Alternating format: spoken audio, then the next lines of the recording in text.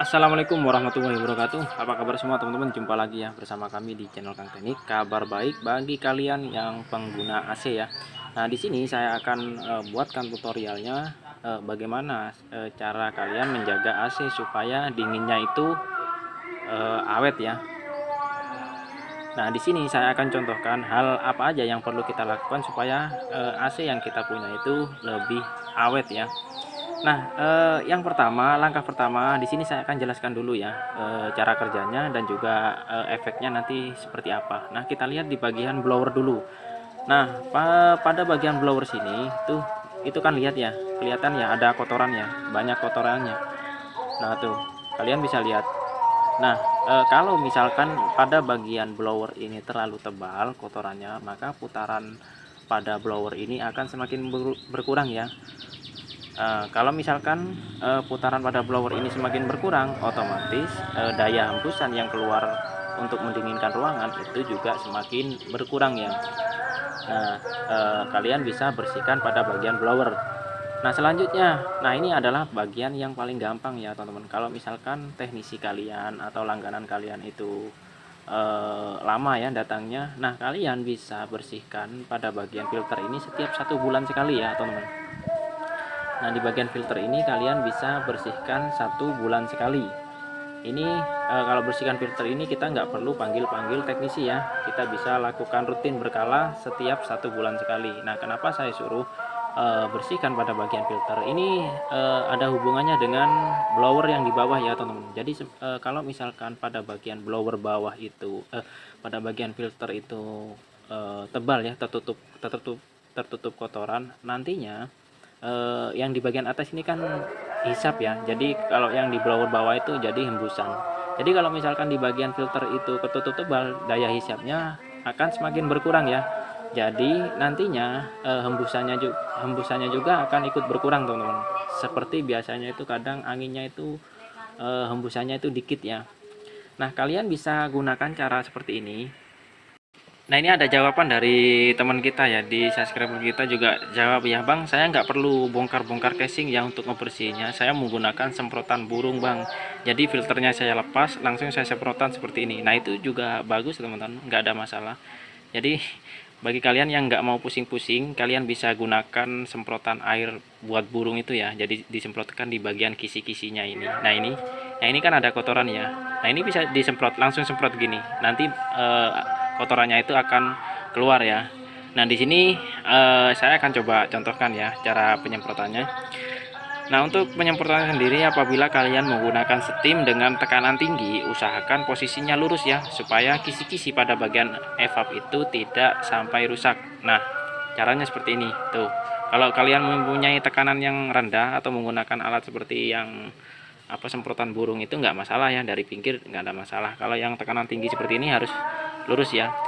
Nah, ini kalian bisa lihat ya, padahal kelihatannya bersih ya, tapi pas kita semprot, nah tuh udah kelihatan putih ya.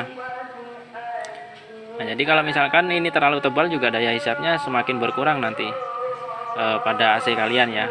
Nah, kalian bisa dilihat sendiri hasilnya tuh. Kan? Jadi kelihatan bersih ya.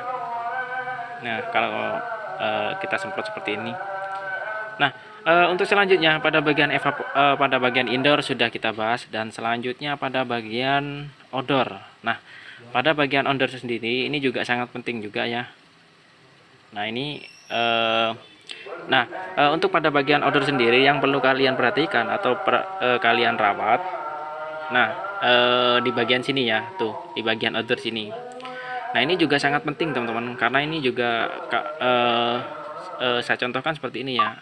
Apabila di bagian outdoor ini kotorannya itu terlalu tebal ya, maka kipas yang untuk ngebuang panas pada kondensor itu juga nggak maksimal ya untuk ngebuang panasnya. Otomatis pada bagian kondensor ini panasnya akan berlebihan ya, panasnya sangat tinggi. Nah, kalau sudah panasnya sangat tinggi seperti itu, otomatis tekanan pada kondensor itu juga semakin tinggi ya. Nah, nantinya efeknya kalau misalkan pipa AC kalian itu pipa kondensor ya tipis. Nah, nantinya akan ada kemungkinan kebocoran ya. Biasanya untuk di bagian outdoor ini kalau yang bocor itu di bagian cubingnya ya, cubing-cubingnya itu nanti akan bocor ya, karena di sana ada las-lasan juga. Nah, hal itu yang menurut saya sangat penting, perlu kalian ketahui. Nah, kalian bisa siram ya di untuk bagian menyiramnya outdoornya itu ini. Jadi yang paling kalian penting yang bisa bagian itu semprot ya. di mana saja. Jadi kalau untuk bagian outdoor ini aman ya. Jadi kalian bisa semprot di mana aja. Beda lagi kalau di bagian outdoor.